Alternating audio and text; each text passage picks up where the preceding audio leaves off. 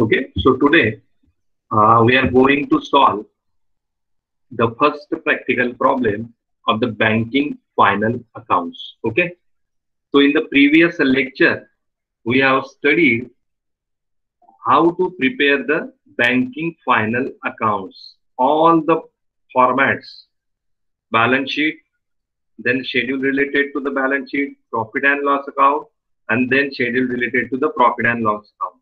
All the formats we have discussed. मागच्या lecture मध्ये सर्व थिओरिटिकल पॉइंट आपण कव्हर केलेले आहेत. बॅलन्स शीट कशी तयार करायची, त्यानंतर त्याच्या संदर्भात शेड्यूल कसे तयार करायचे, त्याचप्रमाणे प्रॉफिट अँड लॉस अकाउंट कसे तयार करायचे आणि त्याच्याशी संदर्भात शेड्यूल कसं तयार करायचे, हे सर्व आपण व्यवस्थितरित्या अभ्यासलेलं आहे.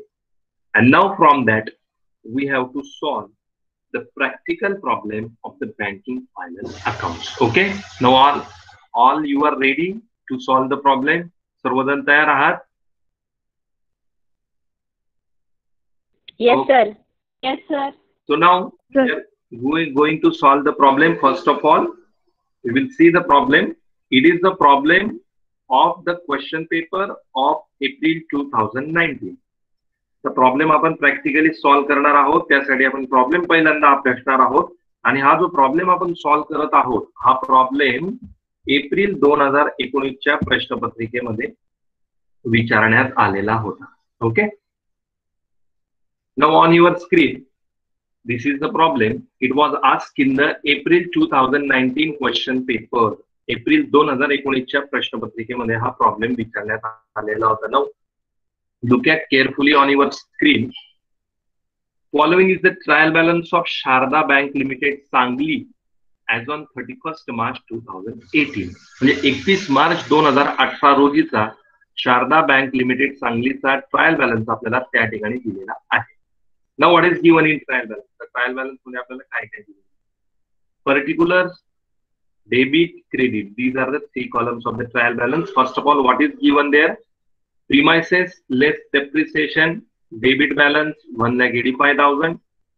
Money at call and short notice, debit balance 2,15,000. Furniture less depreciation 30,000, debit balance. Depreciation on bank assets, debit balance 11,000. Non-banking assets acquired in settlement of claims, debit balance 20,000. Cash in hand, debit balance 3 lakhs. Cash at bank, debit balance 2,50,000. Investments, debit balance 3,50,000. Loans, cash credit and overdrafts, debit balance 12,65,000. Interest on deposits and borrowings, debit balance 2 lakhs. Interest on deposits and borrowing, that is the debit balance 2 lakhs. Audit fees, debit balance 4,500. Salaries and allowances to staff, debit balance 40,500. Directors fees, debit balance 4,000. Postage and telegrams, debit balance 1,350. Printing and stationery, debit balance 3,700. Other expenditure, debit balance 2,450.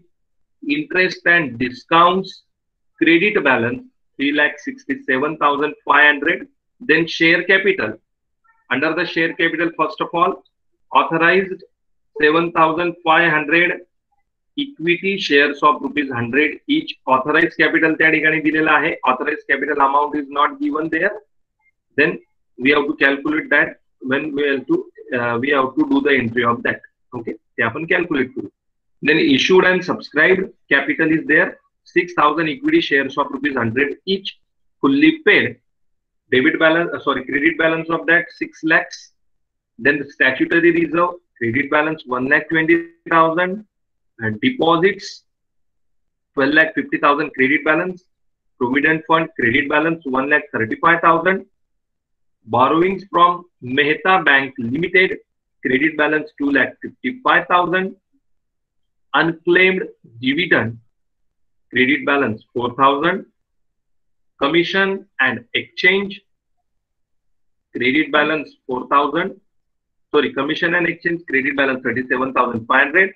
The next, profit on sale of non-banking assets, credit balance 1,200. And last amount, profit and loss account as on 1st April 2017. Means this is the balance of previous year profit and loss account, and it is credit balance 1,12,300. And in this way, the total of the trial balance, both the side debit as well as credit, 28,82,500 trial balance close. अशा प्रकारे trial balance आपल्याला या ठिकाणी दिलेला आहे. And under the trial balance, the adjustments are given there. That is, number 1, provide rupees 10,000 for bad and doubtful debts. 10,000 रुपये आपल्याला RDD साठी प्रोव्हाइड करायचे आहेत. That is bad and doubtful debts, right? Then number 2, bills for collection amounted to rupees 1,05,000. Bills for collection ची amount त्या ठिकाणी 1,05,000 आहे. Okay. Then number 3, acceptances, endorsements and other obligations amounted to rupees 52,000. Acceptances, endorsement आणि other obligation ची amount 52,000 रुपये आहे. Okay. Then next number D means number 4, provide rupees 1,500 for rebate on bills discounted. 1,500 रुपये आपल्याला rebate on bills discounted साठी द्यायचे आहे. The another name of rebate on bills discounted is unexpired discount. Okay, त्यासाठी 1,500 रुपये provide करायचे आहेत. Then next number 5 means number E, provide rupees 10,500 for taxation. 10,500 रुपये हे टॅक्सेशनची प्रोव्हिजन करायची आहे. That is provision for taxation. And then number F, number 6, postage stamps of rupees 160 and stationery of rupees 700 was in hand on 31st March 2018. म्हणजे 31 मार्च 2018 रोजी postage स्टॅम्पचा 160 रुपये आणि स्टेशनरीचा 700 रुपयाचा बॅलन्स आपल्या हातात शिल्लक आहे. Okay. And then from this prepare profit and loss account for the year ended 31st March 2018 and the balance sheet as on that date as per the Banking Regulation Act with schedules. आणि या सर्वांवरनं आपल्याला 31 मार्च 2018 रोजी profit and loss account आणि balance sheet हे banking regulation act नुसार तयार करायचे आहेत. त्याचप्रमाणे त्याचे शेड्यूल सुद्धा आपल्याला तयार करायचे आहेत. Okay. So in this way it is the problem. Understood everyone the problem? Me problem वाचून दाखवलेला आहे आणि या ठिकाणी नक्कीच आपल्याला तो समजलेला असेल. ओके. आता या ठिकाणी प्रॉब्लेम सॉल्व्ह करताना आतापर्यंतची आपली पद्धत कशी आहे की आपण ब्लॅकबोर्डच्या माध्यमाने प्रॉब्लेम सॉल्व्ह केलेला आहे. पण अशी परिस्थिती निर्माण झाली, आपल्या समोर असा पेच प्रसंग निर्माण झाला की आपल्याला फिजिकली कॉलेजमध्ये जाणं शक्य नाही. त्यामुळे ब्लॅकबोर्ड आपल्या समोर नाही आणि ब्लॅकबोर्ड व्यतिरिक्त प्रॉब्लेम कसा सॉल्व्ह करायचा हा प्रश्न नक्कीच तुमच्या मनात आला असेल. माझ्याही मनात सर्वप्रथम आलेला होता की आतापर्यंत आणि अकाउंट हा विषय म्हटला थेरी सब्जेक्ट असेल. आता गेलंच लेक्चर, मागचं पहिलं लेक्चर आपण ऑडिटिंगचं कंडक्ट केलं. थेरी सब्जेक्ट ठीक आहे, विदाउट ब्लॅकबोर्ड सहज शिकवू शकतो, नो डिफिकल्टी. पण अकाउंट सारखा प्रॅक्टिकल सब्जेक्ट आहे आणि आता तो विदाउट ब्लॅकबोर्डचा कसा शिकवू, that is also the first question for me. हा सुद्धा माझ्यासाठी सगळ्यात महत्वाचा प्रश्न होता, तो शिकवायचा. आता ब्लॅकबोर्ड विदाउट ब्लॅकबोर्ड शिवाय तर शिकवावा लागणार आहे, पण जेवढा परिणाम ब्लॅकबोर्ड शिकवण्याने होतो तुम्हाला समजतं त्याच्यापेक्षा अजून कितीतरी चांगल्या पद्धतीने समजायला हवं. हा सुद्धा प्रश्न माझ्या मनात आला. ओके. आणि मग त्यासाठी काय करता येईल असं बऱ्याच दिवस मी एक शोध घेतला आणि त्यानंतर आता हा प्रॉब्लेम पूर्ण सॉल्व्ह होईपर्यंत ज्या पद्धतीने ही पीपीटी मी तुमच्या समोर सादर करणार आहे, ओके, त्यावरनं तुम्ही स्वतःच बघा की विदाउट ब्लॅकबोर्ड किती इफेक्टिव्हपणे प्रॉब्लेम सॉल्व्ह करता येऊ शकतो आणि किती चांगल्या पद्धतीने तो प्रॉब्लेम तुम्हाला लक्षात येईल. ज्या वेळेस आता हा प्रॉब्लेम सॉल्व्ह करताना तुम्ही बघणार आहात त्यावेळेस ते तुम्हाला आपोआप समजणार. Okay. So first of all have you understood the problem. म्हणजे अंडरस्टूड म्हणजे प्रॉब्लेम प्रत्येकाला लक्षात आलेला आहे, नक्कीच लक्षात आलेला असेल. वारंवार टेन्शन घेऊ नका. वारंवार प्रत्येक शेड्यूल तयार करताना, प्रत्येक शेड्यूल मध्ये प्रत्येक अमाऊंट तयार करताना वारंवार हा प्रॉब्लेम ऍज इट इज तुमच्या समोर येणार आहे.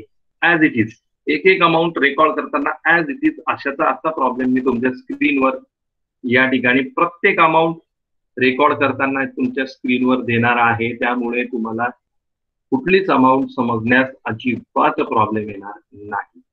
ओके. तर सुरुवात करूयात. First of all now what we have to do, we have to prepare the balance sheet. Balance शीटचा फॉर्मॅट आपण त्या ठिकाणी तयार करून ठेवणार आहोत. ओके.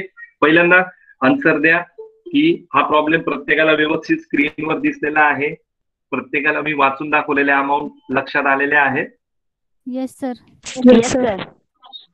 ओके. आता आपण पहिल्यांदा काय करणार आहोत.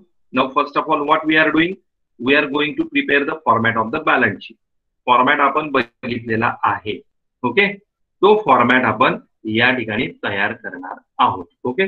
So first of all now balance sheet.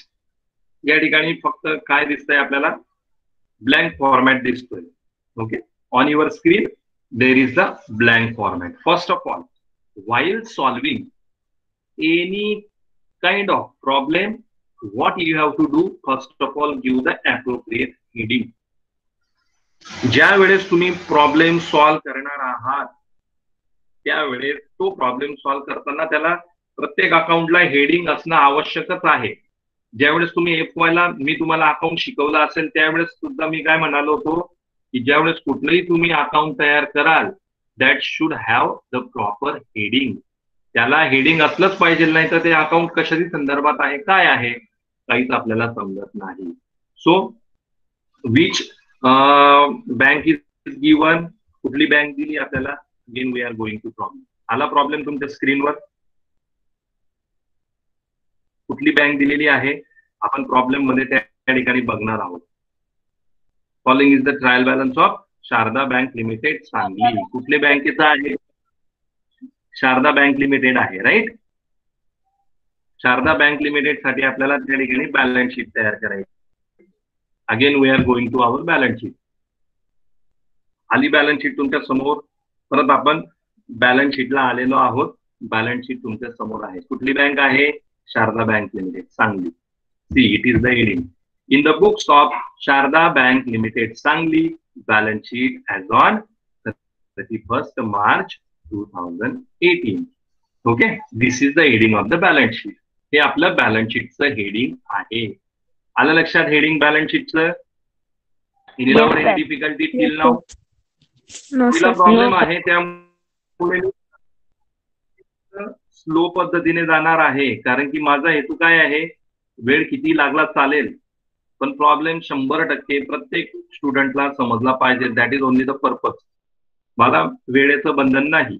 मी एक तास काय 10 तास या प्रॉब्लेम साठी वाया घालवेल, पण माझा एकच ऍट द एंड एम असणार, पूर्ण प्रॉब्लेम प्रत्येक विद्यार्थिनीच्या डोक्यात फिक्स बसला पाहिजे. एक प्रॉब्लेम तुमच्या डोक्यात ऍज इट इज फिक्स बसला, पुढचे 10 प्रॉब्लेम तुम्ही पटकन सॉल्व्ह करू शकणार आहे. म्हणजे या ठिकाणी कुठल्याही वेळेचा लॉस नाही. ठीक आहे. पहिल्या प्रॉब्लेमला किती वेळ, 10 लेक्चर जाऊ द्या, मी तर म्हणतो 50 लेक्चर जाऊ द्या, पण प्रॉब्लेम हा पूर्ण समजल्याशिवाय पुढे जाणार नाही. ओके. आणि एक प्रॉब्लेम तुम्हाला समजला, तुम्ही पुढचे 10 प्रॉब्लेम सहज सॉल्व्ह करू शकणार आहे. Okay. So in the books of the Sharada bank limited balance sheet as on 31st March 2018. आता या ठिकाणी आपल्याला बॅलन्स शीटचा फॉर्मॅट तयार करायचा आहे. तर ज्या वेळेस आपण थिअरी लेक्चर आपण अभ्यासलो त्यामध्ये आपण बॅलन्स शीटचा फॉर्मॅट अभ्यासलेला आहे. पहिल्यांदा काय असतं, पहिल्यांदा कॅपिटल अँड लायबिलिटीज बॅलन्स शीटच्या फॉर्मॅटमध्ये, आणि त्यानंतर असेट्स. नाव आता कुठल्या कॅपिटल अँड लायबिलिटीज आपल्याला त्या ठिकाणी द्यायचे आहेत, त्याचे शेड्यूल काय आहे. Okay. Now see bankers balance sheet capital and liabilities. बघितली होती का ही बॅलन्स शीट थेरीमध्ये? आपण हा फॉर्मॅट अभ्यासला होता का थेरीमध्ये? Yes sir. हाच फॉर्मॅट होता. बघा, पहिला प्रॉब्लेम आहे, त्यामुळे मी प्रत्येक जे फॉर्मॅट तुम्हाला थेरीमध्ये शिकवलेले असतील ते मी प्रत्येक तुमच्या स्क्रीनवर आणणार आहे. परत एकदा ते रिवाइज करून दाखवणार आहे. आता कॅपिटल अँड लायबिलिटीज जर तुम्ही बॅलन्स शीटची साईड बघितली, त्यामध्ये नंबर 1 आहे कॅपिटल शेड्यूल 1, त्यानंतर रिझर्व्ह अँड सरप्लस शेड्यूल 2, त्यानंतर डिपॉझिट शेड्यूल 3, त्यानंतर बॉरोविंग शेड्यूल 4, त्यानंतर other liabilities and provision schedule 5 आणि त्यानंतर कॅपिटल अँड लायबिलिटीजची टोटल. ओके, हेच सर्व आपण आता कुठं दाखवत आहोत? आपल्या प्रॉब्लेमच्या बॅलन्स शीट मध्ये. Again we are going to that balance sheet. परत आपण आपल्या प्रॉब्लेमच्या बॅलन्स शीटवर आलेलो आहोत. ओके, नऊ ते सर्व 5चे 5 शेड्यूल आता पहिल्यांदा आपण कॅपिटल अँड लायबिलिटीज मध्ये आपल्या बॅलन्स शीटला दाखवणार आहोत. Okay, so see now capital and liabilities. आता या ठिकाणी capital and liabilities under that first of all schedule number 1 capital. यामध्ये पहिलं शेड्यूल कुठलं? कॅपिटल. त्याचा नंबर आपण त्या ठिकाणी टाकलेला आहे कॅपिटल शेड्यूल नंबर 1. त्यानंतर पुढचे schedule reserve and surplus schedule number 2, deposits schedule number 3, borrowing schedule number 4, other liabilities and provision schedule number 5 and the total. Okay, understood up to here? Any doubt, any difficulty? Capital and liabilities मध्ये 5 schedule आपण दाखवलेले आहेत. Okay, understood. आता हा format या ठिकाणी capital and लायबिलिटीजचा झाला. त्यानंतर असेट्स. आता असेटला आपण बघूयात. Asset side of bankers balance sheet. Bankers balance शीटची असेट साइड. ओके, याच प्रकारचे तुम्हाला थेरीमध्ये फॉर्मॅट शिकवलेला होता, दाखवलेला होता, राईट? Yes sir. ओके, तर यामध्ये काय आपण बघितलं होतं फॉर्मॅट मध्ये? Cash in hand and balances with RBI schedule number 6, balances with other banks, money at call and short notice schedule number 7, investment schedule number 8, त्यानंतर advances schedule number 9, fix assets schedule number 10, other assets schedule number 11, and then total of the asset side, and then at the end as a footnote contingent liabilities schedule number 12. तर अशा प्रकारे हा format कशाचा आहे? Asset साइडचा.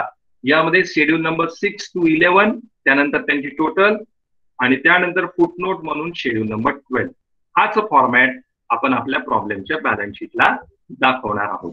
Now we are going to again in our problems balance sheet. आता आपण परत आपल्या प्रॉब्लेमच्या बॅलन्स शीट मध्ये आलेलो आहोत. या ठिकाणी आपण आता असेटचा फॉर्मॅट या ठिकाणी दाखवत आहोत. So asset side, see this is the asset side. Okay, cash and balances with RBI schedule number 6, then cash and balances with other banks and money at call and short notice schedule number 7, investments schedule number 8, advances schedule number 9, fixed assets schedule number 10, other assets schedule number 11, and then total of this. यानंतर आपण काय करणार? याची total घेणार asset side, and then at the end that is the contingent liabilities as a footnote schedule number 12, and then here it is the full format of the balance sheet is ready. अशा प्रकारे आपला पूर्ण format balance शीटचा या ठिकाणी तयार झालेला आहे. Understood? आला लक्षात बॅलन्स शीटचा संपूर्ण फॉर्मॅट? Yes sir. यस. आता लक्षात राहील हा फॉर्मॅट व्यवस्थित. अशा प्रकारे प्रॉब्लेम सॉल्व्ह करताना प्रत्येक वेळेस हा फॉर्मॅट तयार करून घ्यायचा आहे सुरुवातीला. ओके, प्रॉब्लेम लिहून घेतला तर काही लिहून घेण्याची कोणाला गरज नाही. मी पीडीएफ फॉर्मॅट मध्ये तुम्हाला आज जी पीपीटी मी थेरीला दाखवली होती आज संध्याकाळपर्यंत तुम्हाला मी ती पीडीएफ फॉर्मॅट मध्ये प्रोव्हाइड करतो. काही तुम्ही लिहून घेऊ नका. सर्व तुम्हाला नोट्स पीडीएफ फॉर्मॅट मध्ये प्रोव्हाइड करतो. काही तुम्ही लिहून घेण्याची कोणाला गरज नाही. मी पीडीएफ फॉर्मॅट मध्ये तुम्हाला आज जी पीपीटी मी थेरीला दाखवली होती आज संध्याकाळपर्यंत तुम्हाला मी ती पीडीएफ फॉर्मॅट मध्ये प्रोव्हाइड करतो. काही तुम्ही लिहून घेऊ नका. ज्या आहेत त्या सर्व मिळणार आहेत. फक्त तुमचं काम नंतर एकच असेल, ज्यावेळेस हे प्रॉब्लेम वगैरे आपला म्हणजे पहिला प्रॉब्लेम सॉल्व्ह होईल आणि ज्यावेळेस मी प्रॅक्टिस करायला सांगेल त्यावेळेस एक नोटबुक तयार करायची आणि त्यामध्ये प्रॉब्लेम सॉल्व्ह करायचे. नोटच्या बाबत चिंता अजिबात करू नका, टॅक्सेशनच्या सुद्धा नाही आणि अकाउंटच्या सुद्धा नाही. सर्व नोट्स तुम्हाला सॉफ्ट कॉपीमध्ये अगदी डिटेलमध्ये मिळणार आहेत. Don't worry about that. फक्त एकच काम तुमचं असेल, मी सांगितल्यानुसार प्रॅक्टिस करणे, ओनली दॅट. ओके. त्यामुळे कुठल्याही प्रकारची चिंता करू नका. आणि जर तुम्हाला वाटत असेल तुम्ही नोट डाऊन नक्की करा, पण तुम्हाला मी सगळ्या नोट्स सॉफ्ट कॉपीमध्ये प्रोव्हाइड करणार आहे, त्यामुळे ती काळजी करू नका. ओके. आणि त्यानंतर हे जे मी लेक्चर घेतोय याचं सुद्धा रेकॉर्डिंग मी उपलब्ध करून देणार आहे युट्यूबवर, युट्यूबच्या लिंकच्या माध्यमाने, म्हणजे तुम्ही परत रिवाईज करू शकता. आणि त्यानंतर मी सकाळी ज्या वेळेस तुम्हाला एक सिस्टम विषयी सांगितलं, आजच तुम्हाला ऑडिटिंग टॅक्सेशनच्या लेक्चरमध्ये मी बोललो असेल की विद्यापीठाने जी निवड आपली केलेली आहे 10 महाविद्यालयांमध्ये, त्याची LMS सिस्टम डेव्हलपमेंटचं काम चालू आहे. त्यामध्ये सुद्धा मीच कोऑर्डिनेटर आहे. तुमचा सर्वांचा डेटा विद्यापीठाकडे ऑलरेडी मी दिलेला आहे. तुमचं नाव, तुमचे मेल ID आणि तुमचा युनिव्हर्सिटी इलिजिबिलिटी नंबर विद्यापीठ स्वतः तुम्हाला युजर नेम पासवर्ड तयार करून देणार आहे. ते तुमच्या मेल ID वर डिलिव्हर होईल. आणि ज्या वेळेस त्या सिस्टम मध्ये तुम्ही लॉग इन व्हाल, ती सिस्टम सुद्धा अत्यंत उत्कृष्ट दर्जाची आहे. आपण मुद्दामून आपल्या कॉलेजने, आपल्या संस्थेने खूप मोठ्या पद्धतीने इनोव्हेटिव्ह परिश्रम घेतलेले आहेत की तुम्हाला इतक्या चांगल्या माध्यमाने ऑनलाईन शिक्षण द्यायचं की त्याचा फुल इम्पॅक्ट तुमच्यावर झाला पाहिजे, म्हणजे खूप तुम्हाला तुमचा फायदा त्यामध्ये झाला पाहिजे याचा विचार वारंवार संस्था लेवलकडनं होतोय, महाविद्यालयाकडनं होतोय. त्यामुळेच पुण्यातल्या फक्त 10 पुणे विद्यापीठामध्ये जर तुम्ही बघितले तर जवळपास 700 ते 800 कॉलेजेस आहेत आणि त्या 700-800 कॉलेजमधनं फक्त 10 कॉलेजची निवड झाली आणि त्यामध्ये एकमेव महिला महाविद्यालय आहे, तेच आहे सिद्धिविनायक, की ज्याला विद्यापीठाच्या माध्यमाने ही LMS पद्धत मिळणार आहे. त्यामुळे गरवारे त्या ठिकाणी नाही, त्या ठिकाणी BMCC नाही किंवा त्या ठिकाणी कुठलंही मोठं कॉलेज कॉमर्स नाही, त्या ठिकाणी फक्त सिद्धिविनायक आहे. त्यामुळे खूप चांगल्या प्रकारे वेगवेगळ्या पद्धतीच्या माध्यमाने आपण अभ्यास करणार आहोत. त्यामुळे तुम्ही कुठल्याही प्रकारचं कुठलंही टेन्शन घ्यायचं नाही, उलट तुमचा खूप चांगल्या पद्धतीने अभ्यास होणार आहे. यासाठी फक्त एकच आवश्यकता आहे की तुमच्याकडनं आम्हाला कॉपरेशन मिळणं, सहकार्य मिळणं. आणि कॉलेज, संस्था, तुमचे सर्व प्राध्यापक तुमच्यासाठी खूप परिश्रम घेत आहात आणि याचं फक्त एकच पॉइंट असणार आहे की तुमच्याकडनं सहकार्य जास्तीत जास्त प्रमाणात मिळणं. ओके. तर अशा प्रकारे या ठिकाणी फॉर्मॅट म्हणजे आपण हा फॉर्मॅट तयार केलेला आहे. आता आपण ऍक्च्युअली काय करणार आहोत, आता 1 बाय 1 आपण शेड्यूल तयार करणार आहोत. ओके. एक शेड्यूल आपण आता या ठिकाणी तयार करणार आहोत. तर पहिलं शेड्यूल जे आहे, the first schedule is there and that is what, that is for the capital. First schedule that is for the capital. आता आपण काय करूयात, कॅपिटल शेड्यूल तयार करूयात. ओके. तो schedule number 1 under the capital and liabilities and it is capital. See now on your screen, it is the format of the schedule number 1, that is capital. 2 columns are there, particulars, amount. 2 column आहेत या ठिकाणी, particulars and amounts. तर ज्या वेळेस आपण थेअरीचा अभ्यास केला त्यावेळेस आपण कॅपिटलचा फॉर्मॅट बघितला होता, तो फॉर्मॅट परत बघूयात आपण. See on your screen, it is the format of the capital, schedule number 1. बरोबर बघितला होता आपण हा फॉर्मॅट ज्यावेळेस आपण थेअरी डिस्कस केली त्यावेळेस बघितला होता. त्यामध्ये आपण काय पहिल्यांदा दाखवणार आहोत, ऑथराइज कॅपिटल दिलेला असेल तर ऑथराइज कॅपिटल दाखवणार आणि इमिजिएटली ते आपण क्लोज करून टाकणार. Why? Because it is not considered in the final total. Final total मध्ये ते दाखवलं जात नाही. आणि त्यानंतर इश्यूड अँड सबस्क्राईब कॅपिटल आपण दाखवणार. त्यातनं जर काही कॉल्स अनपेड असतील, दिलेले असतील तर ते लेस करणार, काही कॉल्स इन एरियर्स असतील तर ते लेस करणार, कॉल्स इन ऍडव्हान्स असतील तर ते आपण काय करणार, ऍड करणार. ओके. आलं लक्षात हा फॉर्मॅट कॅपिटलचा. आता आपण आपल्या प्रॉब्लेमच्या शेड्यूलला जाऊयात परत.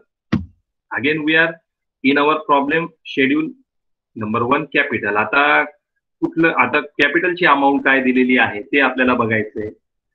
परत आपण एकदा आपल्या प्रॉब्लेम कडे जाऊयात.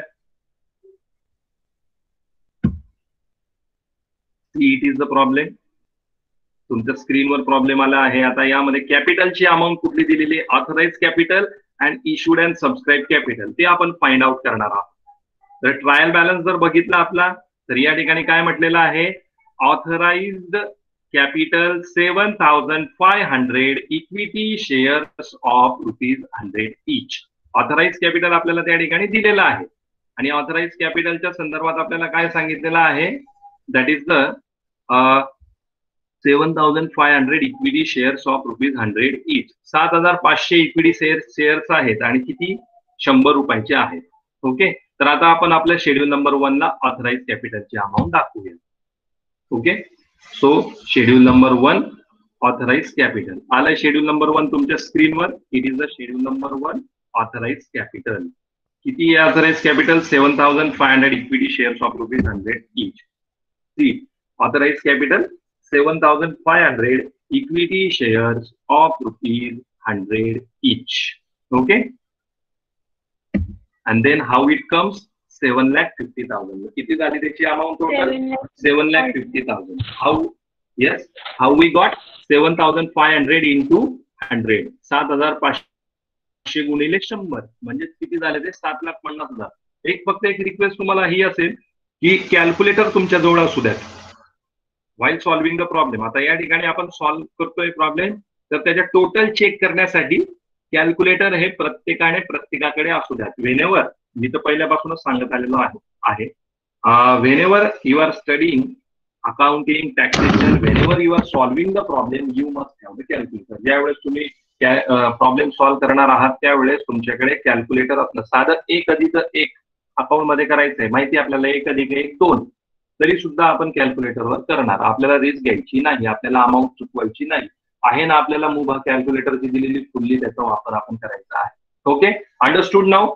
ऑथराइज कॅपिटल आणि आपण काय केलं, इमिजिएटली क्लोज केलं. बघा त्या ठिकाणी मी इमिजिएटली क्लोज केलेलं तुम्हाला दिसतंय प्रॉब्लेम मध्ये, कारण की याची टोटल आपण प्रॉब्लेम मध्ये एंट्री करत नाही. ओके, ऑथराइज कॅपिटलची अमाऊंट आपण नोंदवलेली आहे.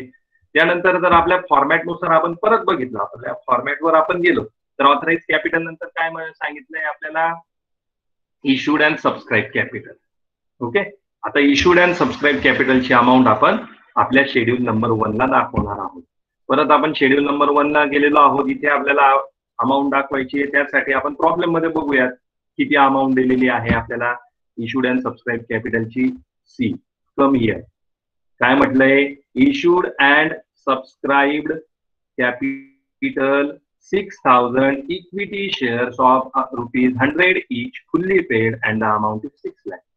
6,000 इक्विटी शेअर्स आहेत, ₹100 प्रत्येकी, आणि त्याची टोटल अमाऊंट किती आहे, 6 lakh. Now this we have to show in our schedule number 1. आता ही अमाऊंट आपल्याला शेड्यूल नंबर 1 मध्ये दाखवायची आहे. ओके, आपण ती अमाऊंट दाखवूयात. Issued and subscribe capital 6,000 equity shares of ₹100 each. 6,000 equity share, ₹100 एक. याप्रमाणे टोटल अमाऊंट किती झाली, 6 lakhs. Okay, so 6,000 into 100 that is 6 lakh. तर अशा प्रकारे ऑथराइज कॅपिटल सुद्धा आपण दाखवलं आपल्या फॉर्मॅट प्रमाणे. फक्त 2च अमाऊंट या ठिकाणी दाखवायच्या आहेत आपल्याला. हे बघा फॉर्मॅटमध्ये ऑथराइज कॅपिटल जे दाखवलं आपण, आणि इशूड अँड सबस्क्राईब कॅपिटल ते सुद्धा आपण दाखवलेलं आहे. आता आपल्याला काय करायचंय, शेड्यूल क्लोज करायचंय. Therefore now we have to take down the total, and the total of this schedule is how much, 6 lakh. त्यामुळे आपण हे शेड्यूल आता क्लोज करत आहोत आणि त्यासाठी आपण त्याची टोटल घेत आहोत, आणि टोटल आपल्याला किती मिळालेली आहे, 6 lakh. Now this 6 lakh total we have to transfer to our balance sheet. आता हे 6 लाख रुपये आपण आपल्या बॅलन्स शीट मध्ये ट्रान्सफर करणार आहोत. Okay, so schedule number now we are going to our balance sheet. आता बॅलन्स शीट मध्ये आपण जाऊयात. Okay, so it is the balance sheet, and now in this balance sheet we have to show the amount of the capital and see how much is the amount, ₹6 lakh. 6 lakh रुपये आपण या ठिकाणी कॅपिटलची amount calculate केलेली आहे आणि balance शीटला ती transfer केलेली आहे. अंडरस्टूड. शेड्यूल नंबर 1 कसं तयार केलं? Yes, sir. प्रत्येकाला? Yes, sir. Okay. Yes, sir. Yes, sir. एकदा फक्त एका मिनिटात परत रिवाइज करतो तुमच्या समोर. Schedule number 1. Okay. Schedule number 1 यामध्ये ऑथराइज कॅपिटल आपल्याला ट्रायल बॅलन्सला दिलं होतं 7,500 इक्विटी शेअर्स ऑफ ₹100 इच, 7,50,000. आपण त्या ठिकाणी दाखवलं, क्लोज केलं. त्याची टोटल आपण फायनल याच्यात घेत नाही, त्यामुळे लगेच इमिजिएटली क्लोज करावं लागतं ते. त्यानंतर इश्यूड अँड सबस्क्राईब कॅपिटल आपल्याला प्रॉब्लेम मध्ये दिलेला आहे 6,000 इक्विटी शेअर्स ऑफ ₹100 इच. त्याची टोटल अमाऊंट झालेली आहे 6 लाख. ओके. दोघी अमाऊंट आपण दाखवल्या. त्यानंतर टोटल घेतली या शेड्यूलची 6 लाख आणि ती आपण बॅलन्स शीटला ट्रान्सफर केलेली आहे as a schedule number 1 capital 6 lakh. अशा प्रकारे आपलं कॅपिटलचं शेड्यूल हे तयार करून झालेलं आहे. Understood this? ओके. तर अशा प्रकारे शेड्यूल नंबर 1 तयार केलं. Now the next schedule that we have to prepare we will discuss in the next lecture. आता पुढचे शेड्यूल हे कशा प्रकारे तयार करायचे आहेत हे आपण पुढच्या लेक्चरमध्ये बघूया.